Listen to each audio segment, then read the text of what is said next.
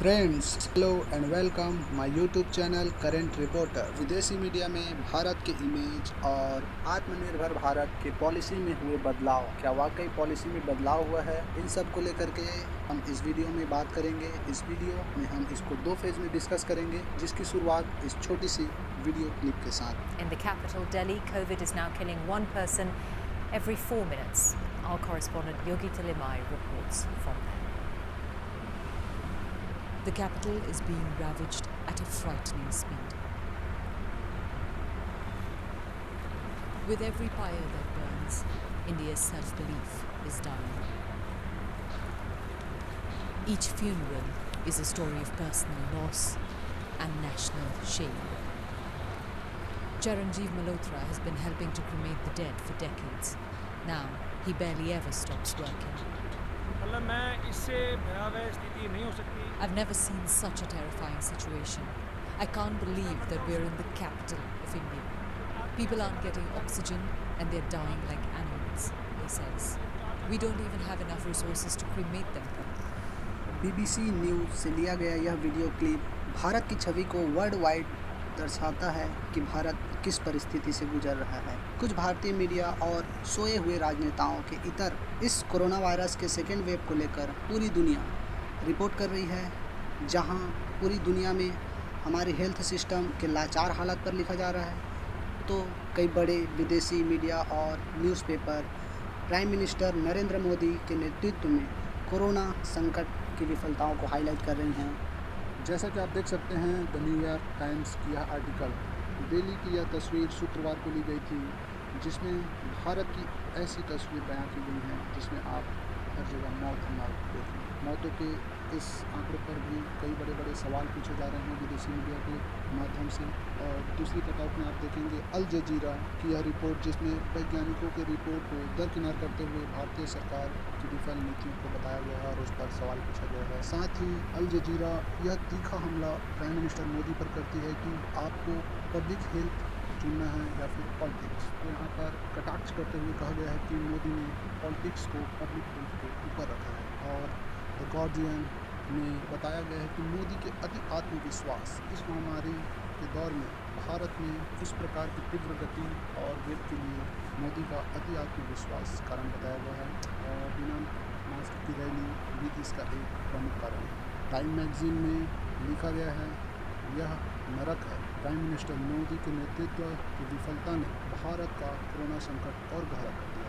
The financial review का यह cartoon आजकल बहुत ज़्यादा सुर्खियाँ बटोर रही हैं। आप इस कार्टून को देखकर अंदाज़ा लगा सकते हैं कि भारत क्या दशा है। कुछ क्रिटिक्स इसको भारत की सटीक व्याख्या मान रहे हैं और जिन्हें यह पसंद नहीं आ रहे हैं वे इसे भारत की छवि के साथ जोड़कर उनका विरोध कर रहे हैं। इस तरह के न्यूज़ और आर्टिकल से भारत की अंतर्राष्ट्रीय छवि को काफ़ी धक्का पहुंचा है। फिर भी इस कोविड के भयावह स्थिति को देखते हुए दुनिया भर के विभिन्न देशों से हमें मदद आ रहे हैं। Yes, foreign add accepted after 16 years.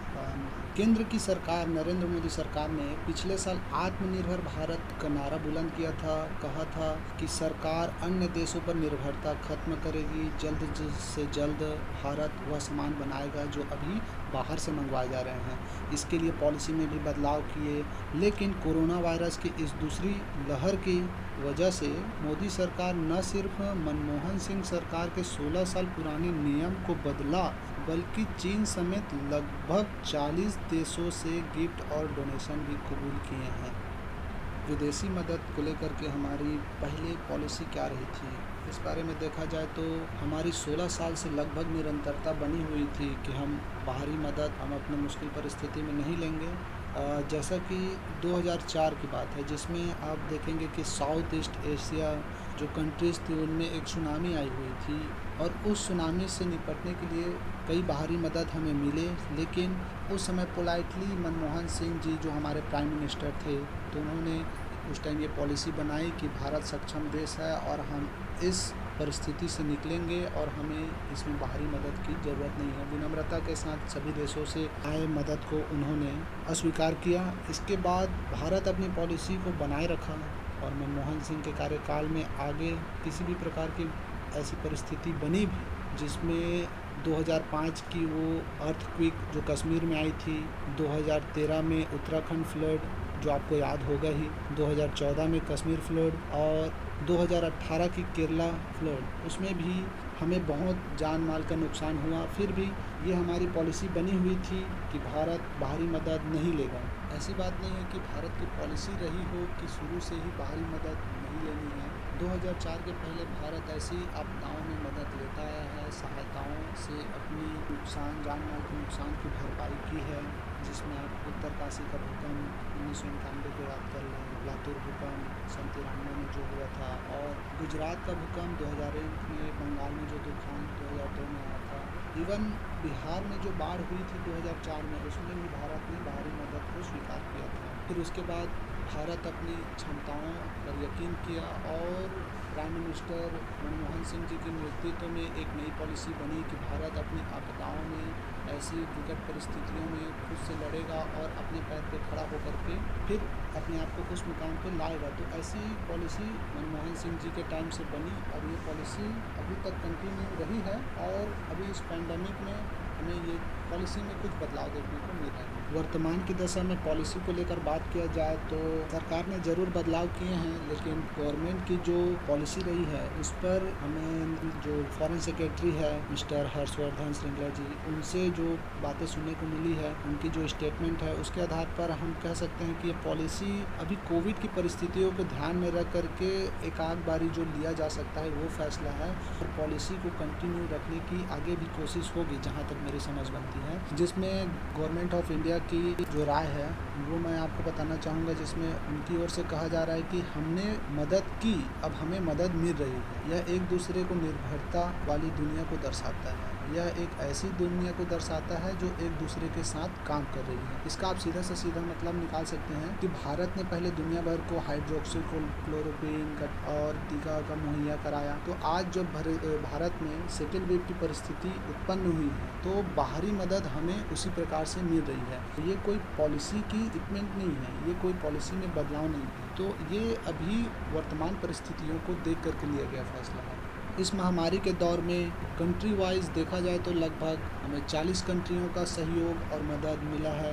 इन कंट्रियों में मेजर कंट्री जो हैं उनमें USA, Russia, Japan, France, Germany, United Kingdom, इन कंट्रियों का सहयोग साथ मिलना तो लगभग लाजमी सी बात है, क्योंकि इन कंट्रियों के साथ हमारी गहरी स्ट्रेटेजिक पार्टनरशिप है और इनसे हमारे बहुत ही अच्छे संबंध हैं, बायलैटरल भी और एक देखा जाए तो वर्ल्ड वाइड भी।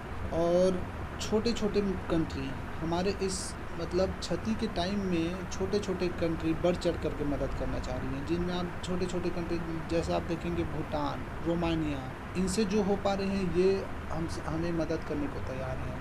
आप इनसे आप अंदाज़ा लगा सकते हैं कि आज भारत में क्या भयावह स्थिति है। कोविड के इस सेकेंड वेव में भारत संभल नहीं पा रहा है। खैर मदद की बात है तो आगे हम चाइना और पाकिस्तान का भी जिक्र करेंगे, जिसमें चाइना का जो मदद है उनको भारत एक्सेप्ट करने को तैयार है, और उसमें एक छोटी सी इशू है कि उसमें वहाँ की जो वैक्सीन है उनको छोड़ करके लगभग वहाँ के जो मेडिसिन इक्विपमेंट इन सब को भारत खरीद करके मदद के रूप में लेना चाहती है। और पाकिस्तान का जहाँ बात किया जाए तो पाकिस्तान और हमारे संबंध आप जानते हैं कि हालिया दिनों में कुछ खास नहीं रहे हैं और नीचे की ओर ही गया है भारत पाकिस्तान का संबंध। तो उनकी ओर से हमें मदद के लिए उनकी ओर से आया है कि आप मदद हमसे ले सकते हैं, लेकिन जहाँ तक इसकी पूरी संभावना है कि भारत उस मदद को अस्वीकार कर देगा।